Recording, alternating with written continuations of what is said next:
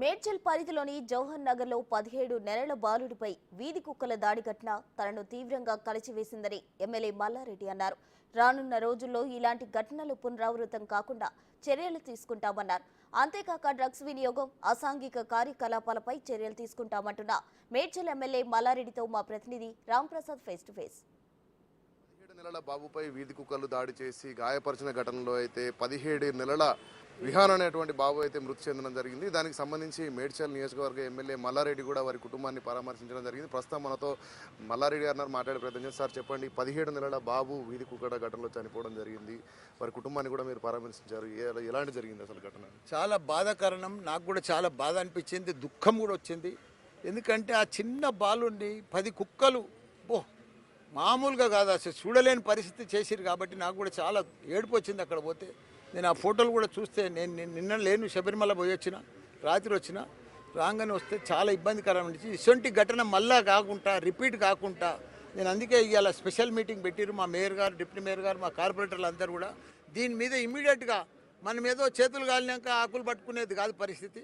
మనం ఇయ్యాలటి సంది మనం కార్పొరేటర్లం 28 మంది 28 వార్డులల్లో ప్రతి ఒక్కరు కూడా తన వంతు క్లీనింగ్ కానీ, నాలలు కానీ, ఈ చికెన్ దుకాన్లు కానీ, మటన్ దుకాన్లు కానీ ఆ జిహెచ్ఎంసీకి వెళ్ళి బయటికి వెళ్ళి తెచ్చి వాళ్ళ వేస్టేజ్ అంతా ఇక్కడ వేస్తూ ఉన్నారు. కుక్కలు బాగా ఇదైపోయినాయి, బాగా ఆహారం తిని తిని తిని తిని. కాబట్టి ఇటువంటి రాకుండా వాళ్ళకు కూడా ఫుడ్ ఇన్స్పెక్టర్లకు కూడా చెప్పినాం.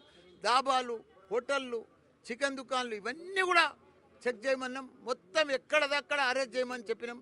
ఎవరికి వాళ్ళు బయట వేయకుండా చూడమని చెప్పినాం. ఉన్నది మాత్రం పిచ్చి చెట్లు ఇవన్నీ కూడా ఓపెన్ ప్లేస్లలో కూడా క్లీన్ చేయమని చెప్పినాం. అందరూ కూడా మా కార్పొరేటర్లు అందరూ కూడా మీకు చెప్పిన మీ డ్యూటీ ఇది, మీకు ఇంకా 6 నెలలు ఉంది, మీరు ఇప్పుడు పని చేయకపోతే కష్టం అవుతుంది. ఇటువంటి బాలుని చూస్తే మనకే బాధ అనిపిస్తుంది. మళ్ళీ రిపీట్ కాకుండా చూడండి. కుక్కలను కూడా పట్టిస్తూ ఉన్నారు. నిన్న 60 కుక్కలు పోయినాయంట, ఈ రోజు 40 కుక్కలు పోయినాయంట. ఎక్కడ జిహెచ్ఎంసీకి వెళ్ళి తెచ్చి ఇక్కడ ఇడుస్తూ ఉన్నారు.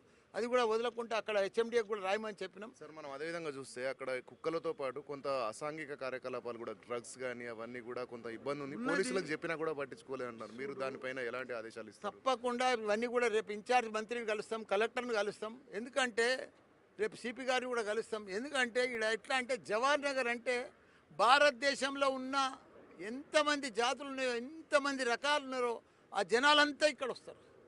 ఇక్కడ ఒక అడ్డ అయిపోయింది. ఎందుకంటే ఇదంతా కొత్తగా డెవలప్ అయింది జవహర్ నగర్. పేదలు, కూలీలు, నాలీలు, కష్టపడేటోళ్ళు, పని చేసుకునేటోళ్ళు, అందులో వేళ్ళు ప్రతి ఒక్కరు ఇక్కడ ఉన్నారు కాబట్టి, నివసిస్తున్నారు కాబట్టి ఒక చిన్న జవహర్ నగర్ ఇలా 2.5 లక్షల జనాభా దాకా అయిపోయింది. కాబట్టి ఇక్కడ అన్ని రకాల మనుషులు ఉంటారు. ఇవన్నీ కూడా అవకాశం ఉన్న ఛాన్స్ ఉంది. ఇవన్నీ కూడా కంట్రోల్ చేయాలి. పోలీస్ కంట్రోల్ చేస్తుంది. ఇప్పుడు మున్సిపాలిటీ కంట్రోల్ చేస్తుంది. వీళ్ళేమో బడ్జెట్ లేదు, దీంట్లో డబ్బులు లేవు. మొదటి సంది కూడా జవహర్ నగర్ అంటే డబ్బులు లేవు. కానీ అభివృద్ధి అయింది.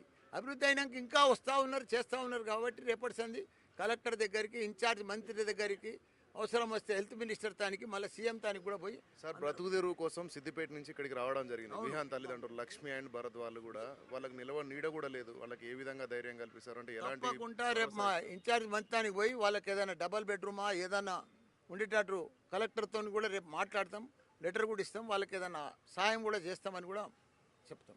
Thank you. ఇది పరిస్థితి. మొత్తంగా చూసుకున్నట్లయితే ఇక్కడ ఎమ్మెల్యే మల్లారెడ్డి కూడా వారిని కలవడం జరిగింది. వాళ్ళతో వీడియో కాల్ మాట్లాడుతూ కూడా వాళ్ళని పరామర్శించింది. ఎందుకంటే వాళ్ళు అంత్యక్రియల్లో భాగంగా అయితే నిన్న సిద్దిపేటకు వెళ్ళడం జరిగింది.